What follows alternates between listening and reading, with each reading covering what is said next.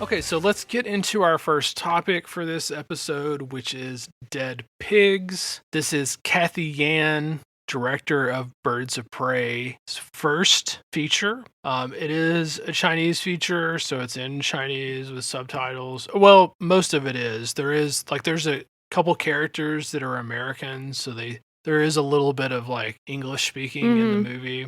One of which is Zazie Bates, which I think I knew she was in the movie, but I still was surprised when she showed up. Me too. Which is cool. Do you have any general thoughts, spoiler free here, thoughts about Dead Pigs before I get into my kind of like overall thing? So Cathy Yan, we know, actually I'm wearing a Birds of Prey t-shirt today. Nice. But I felt no surprise when I loved every moment of music in this movie.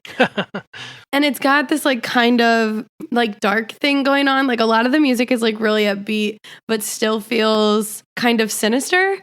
I have in my watch notes, I describe this moment of music as orchestral spy music, which is fun. That I guess I'm not going to tell you when it happens because it's kind of a spoiler to say that. But there's also a moment where there's like some very disarming watermelon gore, and then it's like jazz music, which I was very excited by.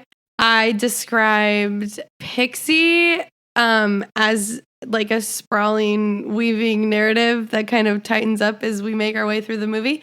And that is what Dead Pigs is like. And all of the, maybe not all of, but a lot of the twists and a lot of the connections in Dead Pigs really surprised me. I thought that this movie was so fun to watch. It's definitely a movie where if I'm like with a group of people and they want to actually watch something, I think that this would be a good choice because it is really fun, but it's not just popcorn, you know? No, not at all. You and I had talked about previously that this is kind of her take on Magnolia, in other movies like it, where there's a large cast, there's a lot of like separate stories, but they're all, as you go through the film, you realize they're all connected and they kind of all come together at the end.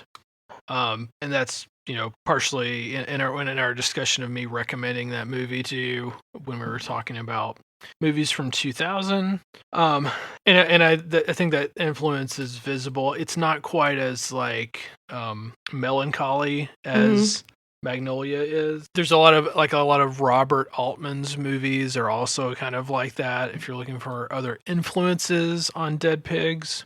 I don't know if we've talked about this before or not, but she did an episode of and actually, I'm just blanking on what podcast it was that she did an interview about Dead Pigs recently that I thought was really insightful. I'll look back at my podcast listening history and try to find that and put it in the show notes. But that's where I got that idea that she was influenced by Magnolias because she talked about it on that podcast. Speaking of that kind of like more ambitious indie filmmaking thing of like having a huge cast and lots of locations and stuff, I'm not sure of like if the economics of filmmaking are different in China, but for a first feature that's not like something where Disney or some other big studios said, hey, we like you, make this movie for us. But it's like actually, her project that she, was involved in from beginning to end. Compare it to like Nia DaCosta's Little Woods, for example,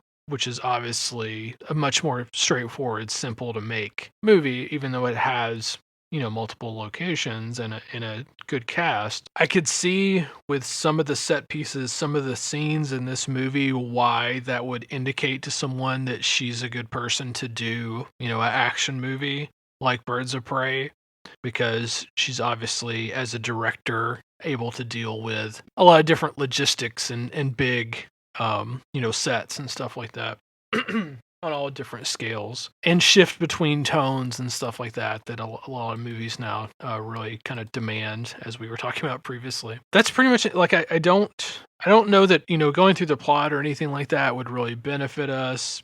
and I do want to keep this episode spoiler free, but easy to say that we both really like this movie and recommend it. So Right much. now, I think the only way you can watch it in the US is on Mubi, Mubi.